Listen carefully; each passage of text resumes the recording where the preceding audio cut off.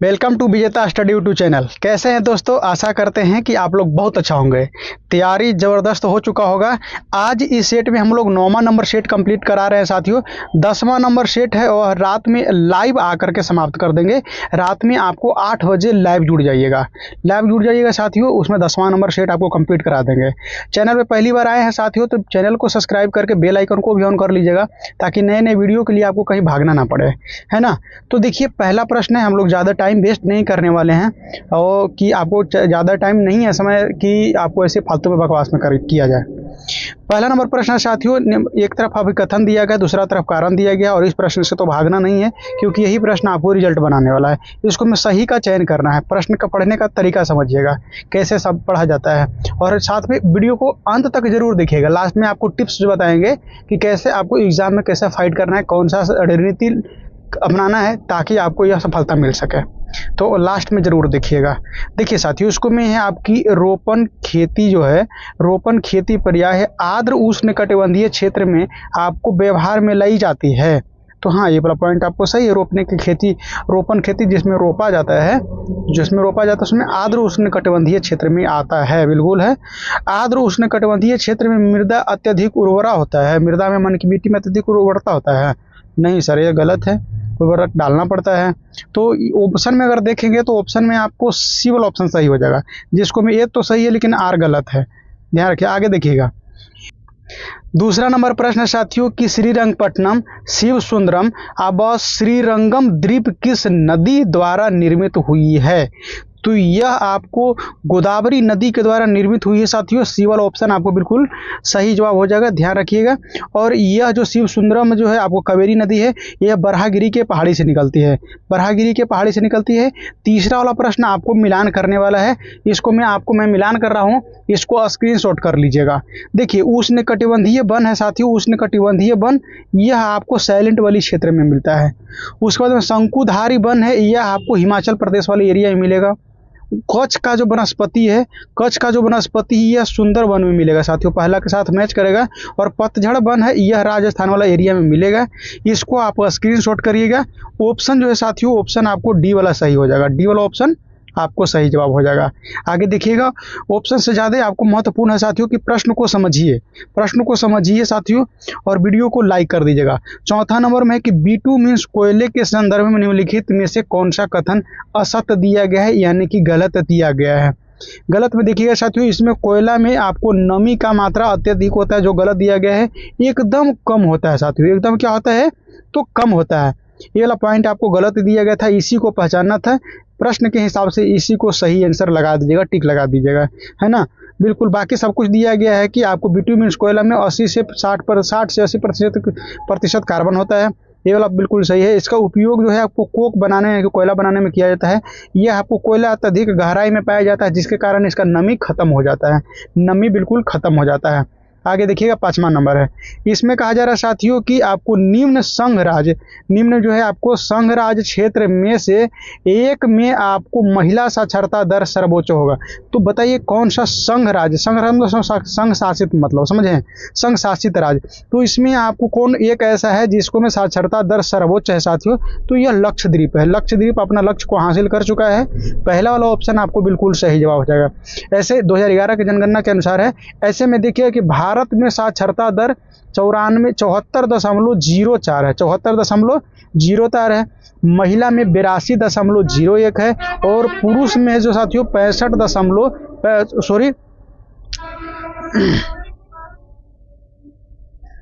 2011 के जनगणना के अनुसार है साथियों। लक्षद्वीप जो है, लक्षद्वीप आपको केंद्र शासित प्रदेश में सर्वोच्च साक्षरता दर वाला है। अगर वही जनरल पूरा भारत के देखा जाए तो पूरा भारत में आपको जो आपको जनरली होता है साक्षरता दर, वह आपको 74.04% है। उसके बाद में अगर आपको देखिएगा साथियों पुरुष में देखिएगा तो 82.04% है। अगर वही आपको देखेंगे साथियों पुरुष में तो आपको उसके बाद महिला में देखिएगा तो महिला का साक्षरता दर आपको 65.46% है साथियों महिला के। ये आपको तीनों आंकड़ा जो दिए हैं बिल्कुल इंपॉर्टेंट है साथियों, याद रखिएगा, इससे प्रश्न आपको बनता है। छठा नंबर प्रश्न देखिए दिया गया है कि नदियों तथा सहायक नदियों के निम्नलिखित में से कौन सा युग्म सुमेलित नहीं है। जो सही सुमेलित नहीं है साथियों उसी को चुनना है। जैसे में आपको गंगा दिया गया है तो गंगा आपको पेन गंगा से नहीं मैच करेगा साथियों। एक तरफ आपको जो क्या है तो आपको सहायक नदियाँ, तो गंगा के सहायक पेन गंगा नदी नहीं है, राम गंगा हो जाएगा, कोसी हो जाएगा, है ना। उसके बाद में आपको कौन सा हो जाएगा साथियों, ध्यान रखिएगा, तो सहायक नदियाँ इनमें से सुमेलित नहीं है, ये वाला नहीं हो जाएगा। बाकी आपको सब सही मैच कर रहा है साथियों। आगे देखिएगा सातवां नंबर इंपॉर्टेंट प्रश्न है। इसमें आपको दिया गया है कि दक्षिण पश्चिम मानसून के दौरान जो आपको मौसम की दशाओं के संदर्भ में निम्नलिखित कथनों पर विचार करिए। निम्नलिखित कथनों पर आपको विचार करिए। देखिए इसको में से कौन सा सही नहीं है इसको पकड़ना है। नीचे वाला पॉइंट वो पकड़िए, इसमें से सही नहीं है उसको पकड़ना है साथियों। जिसमें से सही नहीं है उसको आपको क्या करना है तो पकड़ना है, सही नहीं है। देखिएगा साथियों इसमें दक्षिण पश्चिम मानसून जो है आपको दौरान आर्द्र वायु प्रवाह सागरीय उष्णकटिबंधीय वायु राशि के मध्य नहीं होता है, एगो ये पॉइंट होगा गलत। पश्चिम जेट स्ट्रीम भारत उप महाद्वीप में उष्णकटिबंधीय जो है आपको अवदाबों में बढ़ावा देता है, ये वाला पॉइंट है। दोनों है जो आपको बिल्कुल प्रश्न के अनुसार सही टिक लगा लेना है, यानी कि गलत जानकारी दिया गया है साथियों। ये आपको सी वाला ऑप्शन सही जवाब हो जाएगा, 2 और 3। आठवां नंबर प्रश्न है कि अक्ष व अक्षांश से विषुवत प्रदेश की ओर प्रवाहित अस्थायी हवा को क्या कहेंगे। तो यह हवा को आपको व्यापारिक पवनें कहेंगे साथियों। व्यापारिक पवनों को इंग्लिश में भी नाम दे देगा आपको ट्रेड विंड भी कहा जाता है, ध्यान रखिएगा। आगे देखिए, और यह भूमध्य रेखा से आपको नॉर्थ और साउथ 30 डिग्री जो है साथियों, यह क्षेत्र आपको उसके अंतर्गत में आता है। 9वां नंबर प्रश्न आपको दिया गया है कि निम्न में से बिहार का कौन सा जिला पश्चिम बंगाल, झारखंड और गंगा नदी के तीनों के साथ में सीमा जो आपको निर्माण करता है। तो यह निर्माण केवल आपको कटिहार जो हो जाएगा ना साथियों, तो केवल आपको कटिहार हो जाएगा, बी वाला ऑप्शन बिल्कुल सही जवाब हो जाएगा। आगे देखिएगा 10वां नंबर, इसमें मरुस्थलीय भूमि पर पाई जाने वाली निम्न भू आकृति में से कौन सी एक 3 में से भिन्न है। तो 3 में से अलग हो जाएगा साथियों, यह आपको क्या तो बालूका आस्फूत हो जाएगा, बिल्कुल भिन्न हो जाएगा। बाकी आपको तीनों पॉइंट जो है बिल्कुल आपको एक लाइन में मिले वाला चीज़ है। बालूका कैसे निर्माण होता है साथियों कि यह हवा से जो है आपको रेत को उठा करके एक ठमा से दूसरे ठमा अगर टीला निर्माण कर देता है तो उसको बालूका आस्फूत कहते हैं, ठीक है ना। एक चीज़ आपको ध्यान रखिएगा। बाकी ये तीनों पॉइंट है, ये तीनों पॉइंट मरुस्थलीय आपको जो आपको प्रदेश में पवन अपर्दन से बना हुआ स्थल है साथियों।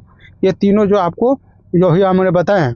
आगे देखिएगा 11 नंबर में कि निम्न में से कौन सा कथन चक्रवात के विषय में सही नहीं दिया गया है, यानी गलत दिया गया है। तो देखिए प्रति चक्रवात आकार में चक्रवात की अपेक्षा विस्तृत होता है, बड़ा होता है, यह सही नहीं दिया है। प्रति चक्रवात है साथियों, चक्रवात के रूप में आपको देखें तो उससे छोटा होता है, क्या होता है कम विस्तृत होता है। तो बिल्कुल कम विस्तृत नहीं होता है, आपको क्या हो जाएगा साथियों अपेक्षा जो कम विस्तृत नहीं होता है अधिक विस्तृत हो जाएगा प्रति चक्रवात। इंपॉर्टेंट है साथियों, देखिएगा बी वाला ऑप्शन आपको बिल्कुल सही जवाब हो जाएगा। सभी साथियों जितना जुड़े हुए हैं वीडियो को आपको लाइक करके अपने दोस्तों के पास में शेयर कर दीजिएगा, चैनल को सब्सक्राइब कर दीजिएगा साथियों। 12 नंबर इंपॉर्टेंट क्वेश्चन है, मिलान करने वाली क्वेश्चन है, एक एक करके समझिएगा। एक तरफ आपको परियोजना दिया गया है, दूसरा तरफ आपको राज्य दिया गया है। देखिए उकाई परियोजना है साथियों, उकाई परियोजना आपको गुजरात में है। तो उसके बाद में पतरातू ध्यान रखना, पतरातू परियोजना जो है आपको झारखंड में है। उसके बाद पेच परियोजना है साथियों, यह मध्य प्रदेश में हो जाएगा। और दाभोल परियोजना है आपको महाराष्ट्र में हो जाएगा, दाभोल विद्युत परियोजना है यह महाराष्ट्र में हो जाएगा।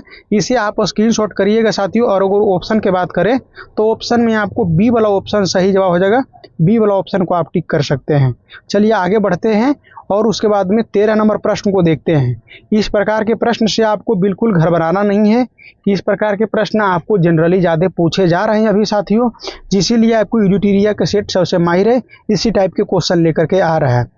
कमेंट करके आपको बता देना है कि आपको बिहार पुलिस नया वैकेंसी जो 22,000 प्लस आने वाला है उसके लिए और ग्रुप डी के लिए कौन सा प्रैक्टिस सेट लेकर के आप लोग के बीच में आए साथियों। ये आपको बता दीजिएगा। चलिए 13 नंबर प्रश्न देखना है।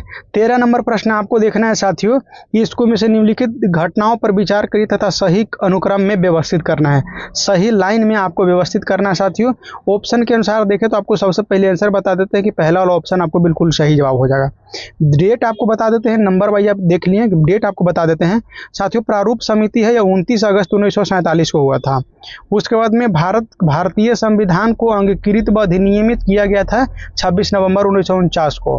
उसके बाद में आपको भारतीय संविधान के परिवर्तित होने की तिथि जो है साथियों, यह 26 जनवरी 1950 को है, यानी कि लागू होने का। तो उसके बाद में संविधान सभा का प्रथम बैठक है साथियों 9 दिसंबर 1946 को हुआ था।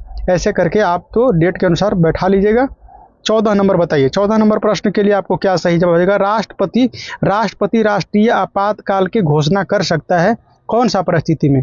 तो उपयुक्त में से वर्णित सभी कारण हो सकते हैं, जैसे युद्ध के आधार बनेगा तब, हथियारबंद विद्रोह हो जाएगा, सैनिक विद्रोह हो जाएगा तो, या फिर बाह्य आक्रमण के आधार पर राष्ट्रपति जो है आपको आपात का घोषणा कर सकते हैं। ध्यान रखिएगा अभी तक ले आपको द्वितीय आपात कभी घोषणा नहीं किया गया साथियों।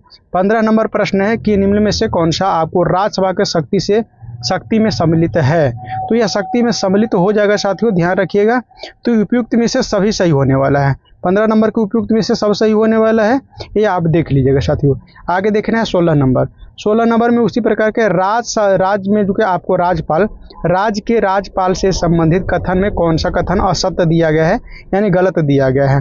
तो इनमें से आपको देखिएगा साथियों, कोई ऐसा नहीं है जो गलत दिया गया है, कोई ऐसा नहीं है जो गलत दिया गया है। ये प्रश्न आपको डी वाला सही होगा, लेकिन ध्यान रखिए वो भारत के राष्ट्रपति के द्वारा नियुक्त होता है। ठीक है, तो राज्यपाल की बात है, राष्ट्रपति नियुक्त करता है, वह राष्ट्रपति की इच्छा अनुसार, यानी कि राष्ट्रपति के प्रसाद मात्र के राज्यपाल का पद होता है। जब तक ले राष्ट्रपति की इच्छा है जब तक ले ही वो पद पे बना रह सकता है। तीसरा में है कि सामान्यतः उसका कार्यकाल 5 वर्ष का होता है। तो ये तीनों पॉइंट जो आपको बिल्कुल सही दिया गया था, और प्रश्न में कहा था कि इनमें से कौन सही नहीं है, तो ऑप्शन डी वाला सही नहीं है, बाकी सब सही है। 16 नंबर के बाद में आपको 17 नंबर प्रश्न साथियों। एक बार आपको लगातार बोलने में साथियों कंठ जो है आपको एकदम बिल्कुल पानी मांगने लगता है, और हम जब इतना मेहनत कर रहे हैं साथियों, तो आपसे बस आशा है छोटा सा काम आपको लाइक कर देना है। लाइक करने से थोड़ा सा ये मिलता है साथियों कि मोटिवेशन मिलता है, लगता है कि हम मेरे द्वारा कंटेंट जो बनाया जा रहा है हमारे साथी लोग के बहुत पसंद आ रहा है, और साथ में आपको लग रहा है कि आपको यह इम्पोर्टेंट है उनके लिए, तो हमें लगातार और बने रहने का प्रेरित करता है साथियों। देखिए धर्मनिरपेक्षता से का तात्पर्य क्या हो जाएगा? देखिए धर्मनिरपेक्षता कहता है साथियों कि जिसमें कोई राज्य अधिकृत रूप से किसी भी धर्म का राजकीय धर्म के रूप में बढ़ावा नहीं देता हो, तो यह आपको धर्मनिरपेक्षता कहला जाएगा। पहला वाला ऑप्शन आपको बिल्कुल सही जवाब हो जाएगा। उसके बाद में 18 नंबर में है कि संघ लोक सेवा आयोग अपनी वार्षिक प्रतिवेदन किससे सौंपेगा? तो यह वार्षिक प्रतिवेदन है, यह अपना राष्ट्रपति के पास में जाकर के रिपोर्ट सौंपेगा साथियों। बी ऑप्शन सही जवाब हो जाएगा। 19 नंबर देखिए इंपॉर्टेंट है और बहुत बड़ा क्वेश्चन है, बहुत इंपॉर्टेंट है, देखिएगा 19 नंबर एक एक करके समझिएगा और आपको डायरेक्टली ऐसे ही बताते चलते हैं। देखिए निम्न युग्म पर विचार करना साथियों। देखिए संविधान के अनुच्छेद जो है आपको 137, इसमें आपको उच्चतम न्यायालय को अपने द्वारा सुनाए गए निर्णय या दिए गए आदेश को पूर्वावलोकन करने की शक्ति है। 137 में बिल्कुल सही कहा गया, पॉइंट आपको बिल्कुल सही है। दूसरा वाला और तीसरा वाला पॉइंट देखिएगा, इसको में कहा जा रहा है कि अनुच्छेद 114 में भारत के राज्य क्षेत्र के सभी सिविल और न्यायिक प्राधिकरण उच्चतम न्यायालय के सहायता का कार्य करेगा। बिल्कुल पॉइंट आपको सही है। अनुच्छेद 13 जो कहता है साथियों सर्वोच्च न्यायालय किसी भी कानून को गैर संवैधानिक घोषित कर सकता है या फिर आपको उसे लागू करने से रोक सकता है। ये वाला पॉइंट आपके सही है, बिल्कुल आपको देखिएगा। उसके बाद में अनुच्छेद 32 कहता है सर्वोच्च न्यायालय को बंदी प्रत्यक्षकरण परमादेश आदि रीट जारी करके मौलिक अधिकार को पुनः स्थापित कर सकता है। ये बिल्कुल आपको सही है। तो इनमें से सभी सही दिया गया साथियों। इंपॉर्टेंट क्वेश्चन है, आपको भले लग रहा होगा कि नहीं है, लेकिन आपको एक एक पॉइंट आपको बिल्कुल इसको में इंपॉर्टेंट है। 20 नंबर में है कि भारत में ब्लॉक स्तर पर बनी पंचायती समिति जो इसका केवल क्या है? तो समिति केवल है। तो यह समिति केवल आपको मुख्य रूप से हो जाएगा साथियों कि आपको समन्वय और पर्यवेक्षीय पदाधिकारी के द्वारा यह जो आपको समिति केवल इसी मात्र नाम का हो जाएगा साथियों। 21 नंबर है कथन और उसके बाद में उसको मिलान करने वाला है, कथन और उसको कारण वाला है। कथन दिया गया साथियों ध्यान रखना है, इसको में आपको सही का चयन करना है। ये वाला प्रश्न आपको जरूर देखिएगा कि किस चीज़ को ढूंढने के लिए कह रहे हैं। तो देखिए, भारत में पंचायती राज संस्थाओं का स्थापना कर शासन का विकेंद्रीकरण को प्रभाव बनाया गया, बिल्कुल आपको सही है। भारतीय संविधान में अंतर्निहित राज्य के नीति निर्देशक तत्व का सूची में अनुच्छेद 40 में पंचायती राज संस्थाओं का भी गठन का प्रबंध किया गया है, ये भी पॉइंट आपको बिल्कुल सही दिया गया है। आगे देखिएगा 21 नंबर के बाद में 22 नंबर प्रश्न है साथियों, और 22 नंबर प्रश्न भी आप लोग के लिए इंपॉर्टेंट है। देखिए, निम्न कथन में से कौन सा सही नहीं दिया गया है, यानी कि गलत दिया गया है। गलत दिया गया साथियों, उसको ढूंढना है, इंपॉर्टेंट है साथियों। इसमें देखिएगा कि मिजोरम अरुणाचल प्रदेश को वर्ष 1989 में पूर्ण राज्य का दर्जा प्राप्त हुआ था, जो आपको गलत दिया गया। बाकी आपको सभी मणिपुर, त्रिपुरा, मेघालय को 1972 में बना था, नागालैंड आपको 1963 में बना था साथियों। इंपॉर्टेंट है, सी वाला ऑप्शन आपको सही जवाब हो जाएगा, जो आपको गलत जानकारी दिया गया है।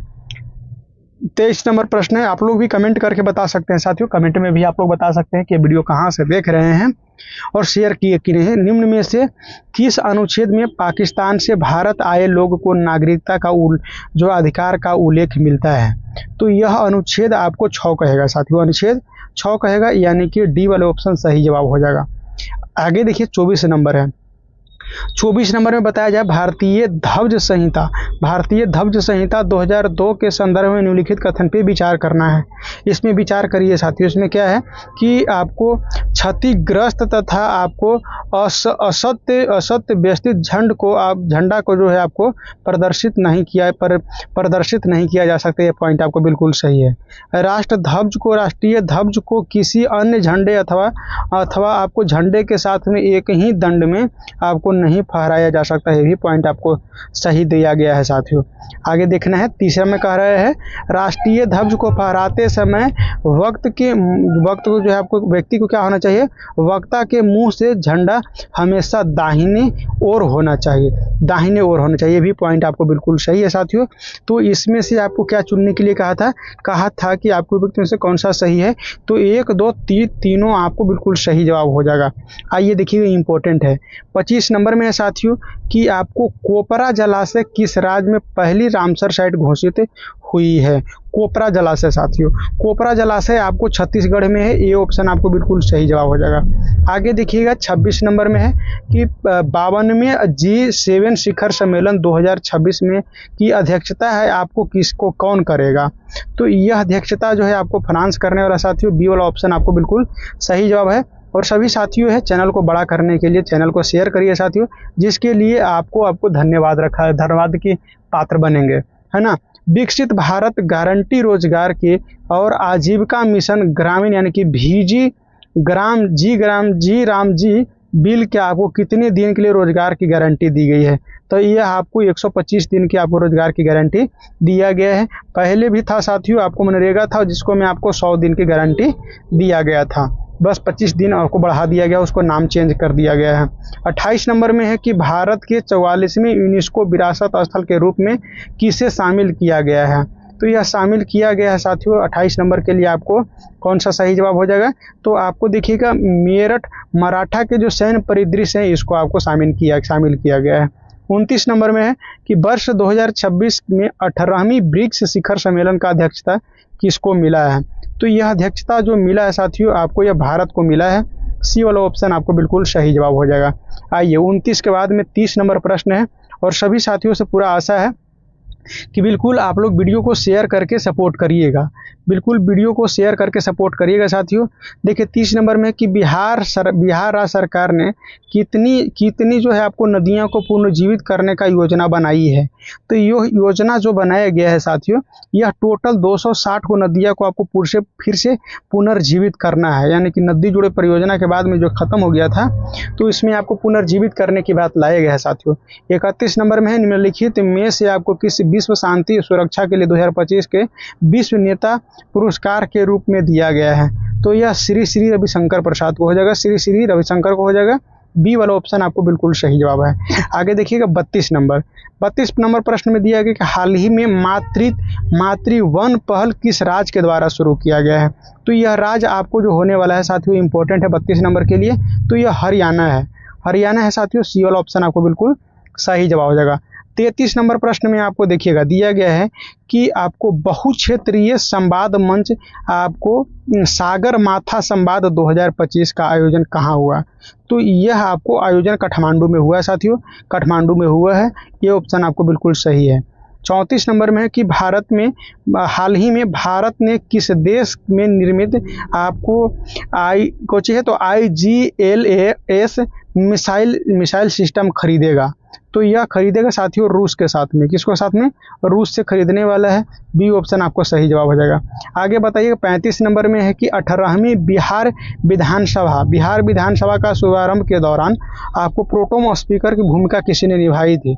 तो यह निभाई है, ध्यान रखिएगा साथियों, यह आपको श्री नारायण यादव। बी ऑप्शन सही जवाब हो जाएगा। आगे देखिए 36 नंबर है, दक्षिण अफ्रीका ने किस देश को हरा करके विश्व टेस्ट चैंपियनशिप यानी कि WTC 2025 का खिताब जीता है। तो यह खिताब जीता है साथियों ऑस्ट्रेलिया को हरा करके। बी ऑप्शन सही जवाब हो जाएगा। आगे देखिएगा 37 नंबर में कि भारत वन रिपोर्ट 2023 के अनुसार देश में क्षेत्रफल की दृष्टि से दूसरा सर्वाधिक बनावरण वाला जिला कौन सा हो जाएगा, बनावरण राज्य कौन सा हो जाएगा। तो राज्य में देखेंगे साथियों अरुणाचल प्रदेश हो जाएगा। ये ऑप्शन आपको सही जवाब है, वो फटाफट आपको जवाब देते चलना है। 38 नंबर में है कि 16 से 20 फरवरी 2026 तक नई दिल्ली में प्रस्तावित भारत AI इम्पैक्ट सम्मेलन को कितने देश के नेता शामिल हुआ है। तो यह आपको नेता शामिल हुए हैं साथियों, तो ये 20 देश के शामिल हुए हैं। डी ऑप्शन सही जवाब हो जाएगा। आगे देखिए 39 नंबर में है कि फरवरी 2026 में पहले संगीतमय सड़क के दौरान बैटरी लो हो गया, संगीतमय सड़क का आपको अनावरण किया जा गया है। तो ये आपको संगीतमय सड़क का अनावरण किया गया साथियों किस राज्य के द्वारा। तो यह जो हो जाएगा साथियों 39 नंबर के लिए, तो इनमें से कोई नहीं हो जाएगा। कमेंट करके आपको बताइएगा, लेकिन यह सही है।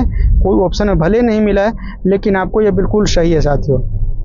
39 के बाद में 40 नंबर प्रश्न है कि फरवरी 2026 को इलेक्ट्रॉनिक्स व सूचना प्रौद्योगिकी राज्य मंत्री ध्यान रखिएगा, तो जितिन प्रसाद ने आपको ये पोर्टल उद्घाटन किया है। बताइए वो पोर्टल कौन सा होगा साथियों। तो इसमें आपको ध्यान रखिएगा कि सत्या नामक एक पोर्टल शुरू किया गया है। बी ऑप्शन सही जवाब हो जाएगा।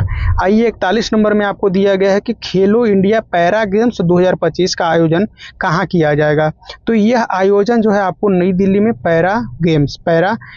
खेलो इंडिया पैरा गेम्स 2025 नई दिल्ली, याद रखिएगा। ये ऑप्शन सही जवाब हो जाएगा। 42 नंबर में है कि वंदे मातरम को 150 वर्ष पूरा होने के अवसर पर प्रधानमंत्री नरेंद्र मोदी ने खालिस्तान उत्सव का उद्घाटन किया है। तो यह आपको कौन सा, तो स्मरणो उत्सव माने कि याद करना, स्मरणो उत्सव का उद्घाटन किया गया है। 43 नंबर में है साथियों, 43 नंबर में दिया गया 14 जुलाई 1942 को भारत छोड़ो प्रस्ताव पारित होने के समय में भारत के गवर्नर जनरल या वायसराय कौन था। तो उस समय वायसराय कौन था साथियों, इंपॉर्टेंट प्रश्न है। यह आपको लॉर्ड लिनलिथगो होगा। पहला वाला ऑप्शन आपको बिल्कुल सही जवाब हो जाएगा। उसके बाद में 44 नंबर में दिया गया है कथन कारण से संबंधित है साथियों। देखिएगा इंपॉर्टेंट है। जैसे में वर्ष 1937 से लेकर 39 में जिन्ना के विरोध के बावजूद कांग्रेस ने आपको विधान परिषद में वंदे मातरम का गायन जो है आपको नहीं छोड़ा। तो ये पॉइंट आपको है वो। दूसरे में कि सर सैयद अहमद खान ने कहा था कि पहले वह कांग्रेसी के लिए लड़ते थे, अब वह भारत के लिए एकता के विरुद्ध लड़ेंगे, ये वाला पॉइंट भी आपको बिल्कुल सही जवाब है, एकता के विरुद्ध लड़ेंगे। ऑप्शन में देखेंगे साथियों तो आपको बी वाला ऑप्शन सही जवाब हो जाएगा। बी ऑप्शन, ये और दोनों सही है, लेकिन आर जो है ए का स्पष्टीकरण नहीं दे रहा है। 45 नंबर में है कि अहोम विद्रोह का नेतृत्व जो है आपको निम्न में से किसने किया था। अहोम विद्रोह आपको ये गोमधर कुंवर सर याद रखना। बी ऑप्शन आपको बिल्कुल सही जवाब हो जाएगा, गोमधर कुंवर के द्वारा किया गया था। 46 नंबर में है कि भारत छोड़ो आंदोलन के दौरान मौलाना अबुल कलाम आज़ाद को गिरफ्तारी कर जेल में रखा गया था। तो यह जेल में रखा गया था साथियों, तो कौन सा, अहमदनगर किला का जो जेल है साथियों, इसमें रखा गया था, अहमदनगर किला जेल में। 47 नंबर में आपको कांग्रेस के किस अधिवेशन में गांधी जी ने कहा था कि गांधी मर सकता है परंतु गांधीवादी नहीं। गांधी मर सकता है लेकिन गांधीवादी नहीं मर सकता है साथियों, यह आपको कराची अधिवेशन में कहा गया था, कराची अधिवेशन में कहा गया था, इंपॉर्टेंट है। आगे देखिए 48 नंबर में है कि काल कोठरी की घटना कब घटी थी। काल कोठरी की घटना है जो साथियों, यह घटी थी आपको 20 जून 1756 को। सी वाले ऑप्शन आपको बिल्कुल सही जवाब हो जाएगा। सभी लोग एक बार वीडियो को शेयर कर दीजिएगा साथियों, वीडियो को शेयर कर दीजिएगा और ज़्यादा से ज़्यादा सपोर्ट करिए साथियों। 49 नंबर में है मुगल शासन व्यवस्था के अंतर्गत प्रमुख व्यक्तियों का वेतन के रूप में आपको दी जाने वाली भूमि क्या था। तो यह आपको जागीर भूमि कहा जाता था। अभी भी हम लोग भाषा में याद करते हैं कि तुर कितना जागीर हो, तुर कितना जागीर हो, है ना, यूज करते हैं ना। 50 नंबर प्रश्न देखिएगा, 50 नंबर प्रश्न देखिएगा साथियों, इंपॉर्टेंट है। आपको सूची 1 को सूची 2 से मिलान करना, एक तरफ विभाग दूसरा तरफ उसका कार्य क्षेत्र है, इंपॉर्टेंट है। देखिए एक तरफ उसका कार्य क्षेत्र दिया गया है साथियों। चलिए इसको मैं आपको देखा करके मिलान करता है, एक करके मिलान करना है कि दीवान ए बजारत आपको तीसरा के साथ है मैच करेगा जो वित्त विभाग देख रेख करता था, वित्त विभाग से संबंधित है। दीवान ए अर्ज साथियों यह आपको सैन्य विभाग था। दीवान ए आपको मुस्तखराज तो यह जो है आपको साथियों राजस्व विभाग से था। उसके बाद दीवान ए खैरात यह दान विभाग था साथियों, दान विभाग था। इसको स्क्रीनशॉट करिएगा और इसका आंसर देखिएगा। तो आंसर में आपको बी वाला ऑप्शन को आपको टिक लगा। 51 नंबर में है कि विजयनगर के शासक कृष्णदेव राय किस वंश का सबसे महान शासक थे। कृष्णदेव राय जो है साथियों इंपॉर्टेंट है, यह आपको तुलुब वंश के शासक थे। सी वाले ऑप्शन बिल्कुल सही जवाब हो जाएगा। 52 नंबर में आपको दिया है तारीख ए फिरोज शाही पुस्तक का लेखक है जो इनमें से निम्न में से कौन था, यानी कि किसने लिखा था। तो यह फिरोज शाह जो आपको तारीख ए फिरोज शाही है साथियों, यह आपको जियाउद्दीन बहरीन के द्वारा लिखा गया है, जियाउद्दीन वर्नी के द्वारा लिखा गया है। आगे देखिएगा 53 नंबर है। 53 नंबर में है कि सती प्रथा का प्रथम लिखित साक्ष्य जो है आपको किस अभिलेख से प्राप्त हुआ था। तो यह आपको एरन अभिलेख से सबसे प्रथम मिलता है साथियों। डी ऑप्शन आपको बिल्कुल सही जवाब हो जाएगा। 54 नंबर में वही आपको मिलान करने वाली प्रश्न देखिएगा। एक तरफ आपको प्राचीन नदियां का नाम है, दूसरी तरफ आपको आधुनिक नदियां का नाम है। इंपॉर्टेंट है, मिलान करिएगा, समझिएगा, इसको स्क्रीनशॉट करिएगा। बिस्ता जो है साथियों झेलम को आपको कहा जाता था। ऑस्किन साथियों आपको चिनाव को कहा जाता था। और उसका सरस्वती है, यह आपको घगर को कहा जाता था, तो घगर को कहा जाता था। बिपाशा आपको ब्यास नदी को कहा जाता था साथियों। इसको स्क्रीनशॉट करिएगा, इंपॉर्टेंट है। ऑप्शन के हिसाब से देखिएगा तो आपको सी वाला ऑप्शन बिल्कुल सही जवाब हो जाएगा। आगे देखिएगा 54 नंबर के बाद में आपको 55 नंबर प्रश्न। चलिए 55 नंबर को जवाब दीजिएगा साथियों और लास्ट में कमेंट करके जरूर बताइएगा कि हाँ यह प्रश्न आपको कितना अच्छा लगा है। 55 नंबर है, निम्न में से किसने मौर्य राजा को जो अमित्रघात के नाम से भी जाना जाता था। तो अमित्रघात के नाम से आपको बिंदुसार को जाना जाता था।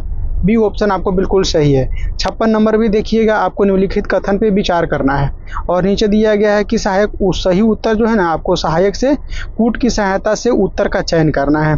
इंपॉर्टेंट है, देखिएगा इसमें क्या हो जाएगा। यूरोपीय आपको सप्तवर्षीय युद्ध 1756 से 1763 के परिणाम स्वरूप में भारत में फ्रांस तथा इंग्लैंड की आपको प्रतिद्वंदी को पुनः शामिल हो गया। बिल्कुल सही पॉइंट दिया गया है। बांडीवास के मैदान में लड़े गए युद्ध जो है आपको ब्रिटिश कंपनी और अन्य यूरोपीय कंपनी की अपेक्षा ऊंची पैमाने पर स्थापित किया था। बिल्कुल सही है। आंग्ल कर्नाटक संघर्ष में भारतीय क्षेत्र जो आपको शक्तियां दुर्लभ का उजागर हुआ था, ये भी पॉइंट आपको सही है। तो 1, 2, 3 सही होने वाला है, यानी कि सी वाला ऑप्शन आपको सही जवाब हो जाएगा। आगे 57 नंबर में दिया गया साथियों कि मार्च 1917 में बोल्शेविक क्रांति का नेता कौन थे। तो यह लेनिन थे। इंपॉर्टेंट है, कई बार प्रश्न में आया भी है। 58 नंबर है इसमें आपको दिया गया साथियों 58 नंबर में कि वह विदेशी मुद्रा जो अधिक लाभ मिलने वाले स्थान पर शीघ्र पलायन कर जाते हैं वो क्या कहलाएगा? वह आपको कहलाएगा हॉट मनी कहलाएगा। हॉट मनी कहलाएगा साथियों, ये ऑप्शन आपको सही जवाब हो जाएगा। 59 प्रश्न में देखिएगा, निम्न में से किस पंचवर्षीय योजना में विकास दर सर्वाधिक रहा था? तो यह जो योजना हो जाएगा साथियों, यह आपको 11वीं पंचवर्षीय योजना रहा था जो सर्वाधिक आपको लाभ जो है आपको दर प्राप्त किया था। 60 नंबर में है कि भारत का आर्थिक सर्वेक्षण किसके द्वारा प्रकाशित किया जाता है? आर्थिक सर्वेक्षण जो है साथियों यह वित्त मंत्रालय के द्वारा जारी किया जाता है। बी ऑप्शन सही जवाब हो जाएगा। आगे देखिए 61 नंबर, बी निम्न में से कौन सा कर यानी कि टैक्स पंचायत द्वारा एकत्रित किया जाता है? तो यह आपको कौन सा हो जाएगा साथियों? तो आपको मेलोन पर कर हो जाएगा, मेलोन पर कर हो जाएगा, ध्यान रखना कर हो जाएगा। 62 नंबर में आपको दिया गया है, इंपॉर्टेंट क्वेश्चन है कि निम्नलिखित में से किस उपकरण द्वारा वास्तविक वाष्पोत्सर्जन की माप की जाती है? तो यह आपको जो माप किया जाता है साथियों, तो यह आपको लीसीमीटर के द्वारा किया जाता है, लीसीमीटर के द्वारा किया जाता है। 63 नंबर में आपको है कि मेथेन के आपको मथने के पश्चात यानी कि दूध से क्रीम पृथक होने का क्या कारण है? कारण है कि इसमें आपको अपकेंद्र बल लगता है। अपकेंद्र मतलब कि क्या होता है साथियों? बाहर की ओर लगता है। अभिकेंद्र का मतलब क्या होता है कि अंदर की ओर लग रहा है, अंदर की ओर लग रहा है। दोनों में डिफरेंस समझिएगा साथियों। आइए देखिए 64 नंबर है। 64 नंबर प्रश्न आप लोग के देखने, यहाँ तक प्रश्न अगर देख रहे हैं तो समझ लीजिए कि इस बार की जो आपको तैयारी है बहुत ज़बरदस्त चल रहा है साथियों, और इस बार रिजल्ट आपको कंफर्म होना है। 64 नंबर में है कि निम्नलिखित कथन को सही चुनिए।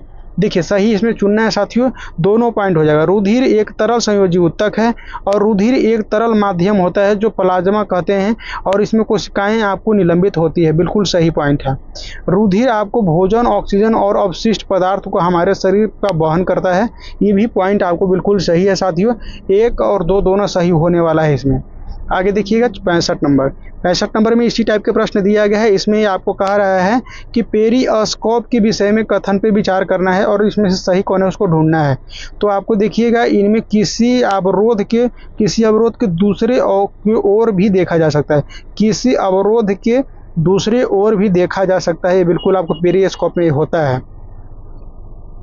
देखिए 64 नंबर में है कि पानी में प्रकाश की चाल कितनी होगी?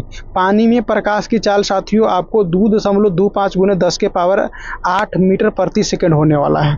डी ऑप्शन सही जवाब हो जाएगा। 67 नंबर में निम्नलिखित में से उस विकल्प का चयन करें जिसमें आपको जिस पदार्थ में बड़ी संख्या में मुक्त इलेक्ट्रॉन होते हैं और कम प्रतिरोध दर्शाया जाता है। तो कम प्रतिरोध ही आपको चालक हो जाएगा। कौन सा हो जाएगा साथियों? चालक हो जाएगा। डी ऑप्शन आपको बिल्कुल सही जवाब हो जाएगा।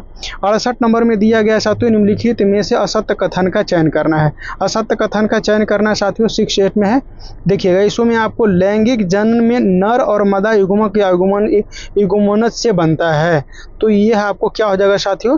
तो ध्यान रखना है, यह आपको असत्य कथन, ये बिल्कुल आपको सही जवाब, ऐसा नहीं होता है। आगे बाकी आपको सभी पॉइंट सही दिया गया है। 69 में निम्नलिखित कथन पे विचार करना है। इसमें आपको देखिए बेकिंग सोडा का प्राकृतिक अम्लीय होता है, सही है। एसिड शब्द लैटिन शब्द एसिडिस या फिर आपको एसिरे के से लिया गया है, ये भी पॉइंट आपको सही है। तो आपको इसमें कौन सा 1 और 2 होने वाला है, तो बी वाला ऑप्शन हो जाएगा। आगे देखिए 70 नंबर, इसमें आपको निम्नलिखित में से कार्बन का अवरूप नहीं है। कार्बन के अवरूप में आपको देखेंगे साथियों तो आपको ट्राई सल्फर जो है आपको इसका नहीं हो, बाकी हीरा ग्रेफाइट और आपको लेंसडेलाइट जो है आपको यह कार्बन का अवरूप होता है। 71 नंबर में है कि निम्नलिखित में से कौन सा आपको बहुलक एक थर्मोप्लास्टिक नहीं है। थर्मोप्लास्टिक नहीं है साथियों, तो यह आपको जो हो जाएगा, तो ध्यान रखना है, यह आपको नियोप्रीन हो जाएगा, नियोप्रीन हो जाएगा। सी वाला ऑप्शन सही है। 72 नंबर में है कि किस घटना के कारण है जो आपको कोलाइड कण जो है आपको प्रकाश पड़ने पर प्रकाश का प्रकीर्णन हो जाता है, यह टिंडल प्रभाव के कारण होता है, टिंडल प्रभाव के कारण होता है, ये ऑप्शन सही जवाब हो जाएगा। 72 के बाद में देखिए 73 नंबर है। 72 के बाद में आपको 73 नंबर प्रश्न आपको दिया गया है साथियों। देखिए एक तरफ पदार्थ है और दूसरा तरफ में उसकी प्रक्रिया है, पदार्थ है और उसकी प्रक्रिया है, मिलान करेंगे और इसका स्क्रीनशॉट करिएगा, मिलान करेंगे और इसका स्क्रीनशॉट करिएगा साथियों। रबड़ है, रबड़ में आपको क्या हो जाएगा साथ, बलवीकरण हो जाएगा। ताम्र क्या हो जाएगा, ताम्र में आपको जो हो जाएगा साथियों, ये आपको परगलन हो जाएगा, परगलन हो जाएगा। पेट्रोलियम क्या हो जाएगा साथियों, यह भंजन से प्राप्त होता है। और उसके बाद में कुछ है खाद वसा, वसा जो है साथियों यह हाइड्रोजनीकरण विधि से प्राप्त किया जाता है। इसको स्क्रीनशॉट करिएगा। ऑप्शन आपको देखेंगे तो डी वाला ऑप्शन पे आपको टिक लगा लेना है। डी वाला ऑप्शन आपको टिक लगा लेना है। नेक्स्ट बताइए 72 नंबर। 72 नंबर पॉइंट में है कि उपा अस्थि के संबंध में अध्ययन कहलाता है। तो यह कहलाएगा साथियों, यह कहलाएगा 74 नंबर के लिए आपको, यह आपको कार्डोलॉजी कहलाएगा, कार्डोलॉजी कहलाएगा। डी वाले ऑप्शन आपको बिल्कुल सही जवाब है। आइए 75 नंबर। 75 नंबर में दिया गया है साथियों, 75 नंबर इंपॉर्टेंट क्वेश्चन है। इसमें आपको दिया गया निम्नलिखित कथन पे विचार करना है। इसमें देखिए विषाणु आपको सम आपको बायोरॉड एकल तंतु यानी कि आरएनए अणु के बने होते हैं, बिल्कुल सही है। रिकेट्सिया जो है आपको साथियों यह कोशिका भित्ति का नहीं है, यह बिल्कुल आपको सही है। 2 पॉइंट इसको में से देखिएगा सही है, तो 2 और 3 होने वाला है। बी वाला ऑप्शन सही जवाब हो जाएगा। आगे देखिएगा 76 नंबर। 76 नंबर में दिया है कि निम्न में से कौन सा समुद्री शैवाल का उदाहरण नहीं है। समुद्री शैवाल का उदाहरण जो नहीं बनने वाला है साथियों 76 नंबर के लिए, तो यह आपको क्लोरेला होता है साथियों, आपको ध्यान रखना है। बी ऑप्शन सही जवाब हो जाएगा। 77 नंबर में है कि निम्नलिखित में से आपको किस वैज्ञानिक के द्वारा है आपको अंततः द्रव्य जलिका का खोज की गई है। तो यह आपको पोर्टर के द्वारा किया गया है। ये वाला ऑप्शन आपको सही जवाब हो जाएगा। उसके बाद में देखिए मैथ टाइप के है। एक विद्युत परिपथ में एक शक्ति वोल्टेज और प्रतिरोध को क्रमशः पी और वी और आर में दर्शाया गया है, तो उनके बीच के सही संबंध कौन सा बनने वाला है। तो इसको में पी बराबर वी स्क्वायर बटे आर बनने वाला है।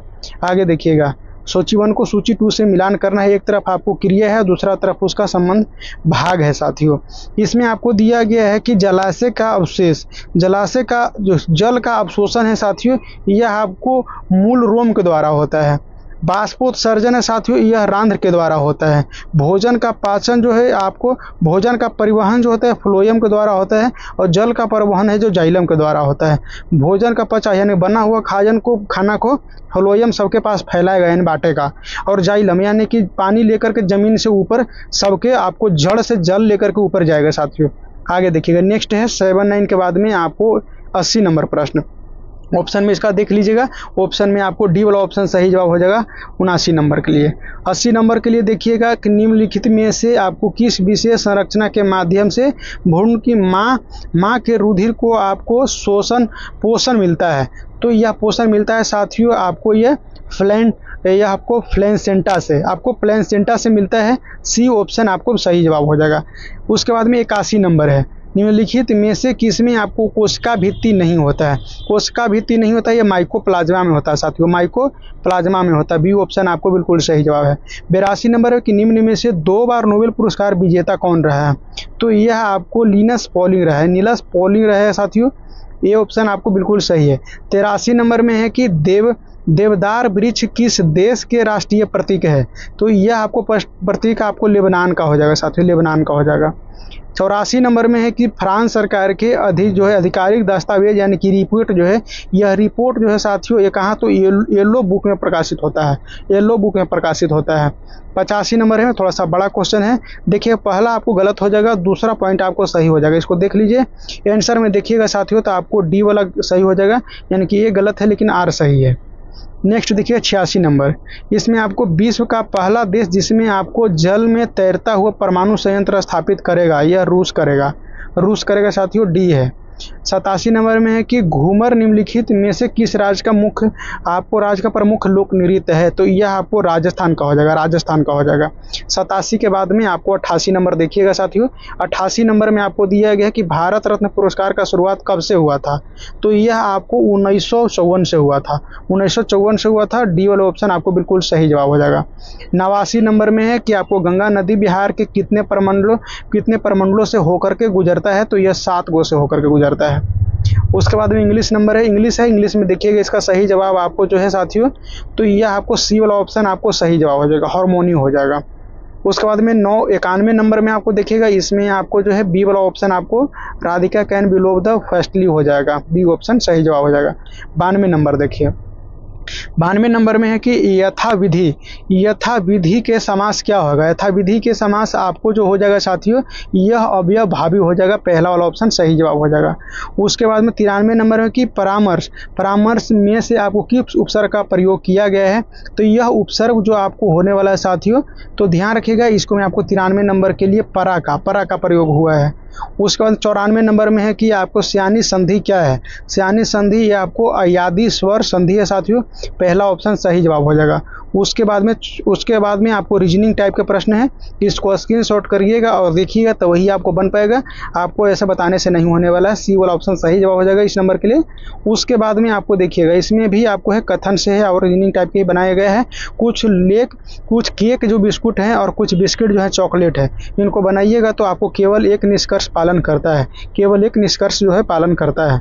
आगे देखिएगा 97 नंबर में आपको यह भी रीजनिंग टाइप के है, इसका आपको सही आंसर जो होने वाला है साथियों, आपको देख लीजिएगा 97 नंबर को बना लीजिएगा, 97 नंबर के लिए आपको बना लीजिएगा। 98 नंबर के लिए आप देखिएगा, 98 नंबर के लिए आपको ये वाला ऑप्शन 1/41 होने वाला है, पहला वाला ऑप्शन। और उसके बाद में आपको 99 नंबर के लिए आपको देखिएगा ये भी आपको कैलकुलेशन करना पड़ेगा, कैलकुलेशन करिएगा तो आपको 93/187 हो जाएगा, 93/187। और 100 नंबर में आपको देखिएगा साथियों ये भी आपको मैथ ही है, इसका आपको देखिएगा तो दोनों में से कोई सही नहीं पॉइंट दिया गया है, तो 1 सही है और नहीं 2 सही है, डी वाला ऑप्शन सही जवाब हो जाएगा। इसी के साथ में साथियों आज का प्रश्न सेशन समाप्त होता है। कैसा लगा कमेंट करके जरूर बताइएगा, और चैनल को अभी तक सब्सक्राइब नहीं किया तो चैनल को सब्सक्राइब करके बेल आइकॉन को ऑन कर लीजिएगा साथियों, ताकि चैनल जो है चैनल का ग्रो हो सके। आप लोग का सहयोग, आपको बराबरी का सहयोग रहे साथियों, ऐसा हमें आशा है। फिर से एक नए सेट में मिलेंगे साथियों, साथ में रात के 8 बजे लाइव में जुड़ने का प्रयास करिए। 8:30 में डेली आपको प्रैक्टिस चल रहा है साथियों, इंपॉर्टेंट है। फिर से मिलेंगे एक नए वीडियो में, जब तक के लिए धन्यवाद।